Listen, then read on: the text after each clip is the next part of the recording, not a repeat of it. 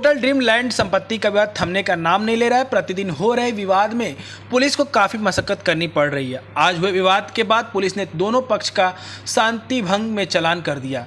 वहीं एक पक्ष ने होटल के कमरे में से जरूरी दस्तावेज और रुपए चोरी करने का आरोप लगाया है। आज सुबह होटल के कमरे का ताला खोलने को लेकर दोनों पक्ष में विवाद हो गया था, जिसकी सूचना पर पुलिस मौके पर पहुंची थी।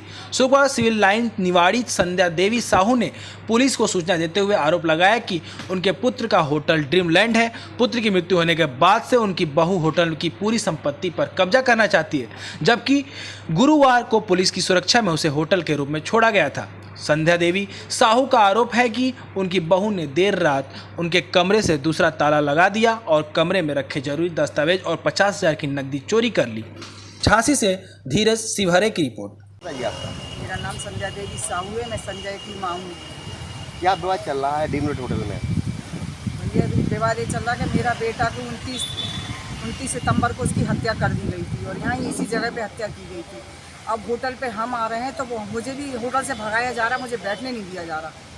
कल भी पुलिस आई थी, कल क्या हुआ था? कल ये हुआ था कि हम कुर्सियाँ हम आते हैं होटल पे तो कुर्सियाँ उठा के छिपा के रख दी जाती हैं, पंखे की लाइट काट दी जाती है। तो कुर्सी हम घर से लेके आए बैठने के लिए और यहाँ रखी छोड़ गई थी, तो वह कुर्सियाँ सारी गीली कर दी गई ताकि हम बैठ ना सकें। तो फिर इन्हें पुलिस बुला ली, तो पुलिस आ गई थी, फिर उसी का विवाद हुआ। आरोप लगाया आप लोगों ने ताला मारा तोड़ा आज? भाई तो कल नीलेश मैडम आई थी, वहाँ से मैंने उनको बुलाया था। वो आई, हम धूप में बैठे तो उन्होंने मुझे धूप में बैठे देखा कि वहाँ की पंखा की लाइट कटी पड़ी, हम धूप में बैठे हैं। तो उन्होंने हमें 111 नंबर की चाबी दिलवाई थी कि भाई माता जी हैं, इनको धूप, इनका भी अधिकार है, इनको भी बैठने दो, यहाँ धूप में वो अकेली क्यों बैठी है। तो वो हमें चाबी दिला के गई, बहू से एकता करा के गई, उससे बात करा के गई कि दोनों मिल के रहो, बहू भी रहे और तुम भी रहो, दोनों मिल के रहो। हम दोनों मिल के, उसने हमसे अच्छे से बात करी, बहू ने, जब तक वो बोल गई 1-1.5 घंटा अच्छे से बात करी, प्यार से करी।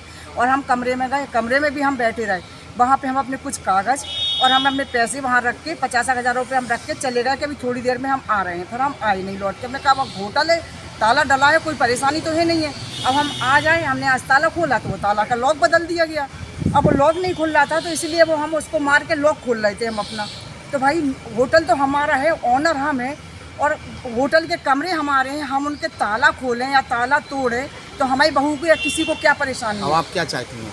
भाई हम तो न्याय चाहते हैं कि भाई हमारा जो इनने हाथ जो छीन लिया है हमसे, जो कब्जा कर लिया है, वो हमें न्याय दिलाया जाए, हमें इन कब्रों की चाबी दिलाई जाए, ताले खुलवाए जाएं और न्याय दिलाया जाए। क्योंकि मालकिन मैं हूँ यहाँ की, अभी वो नहीं बनी है और उनको हमने मालकिन नहीं बनाया है। अभी मेरे लड़के के मरने के बाद मैं अकेली ऑनर हूँ यहाँ की, उनका हक और अधिकार नहीं है कहीं से कहीं तक। जबरदस्ती हमें घर में कमरे में नहीं घुसने दे रही है, परेशान कर रही है बहुत ज़्यादा।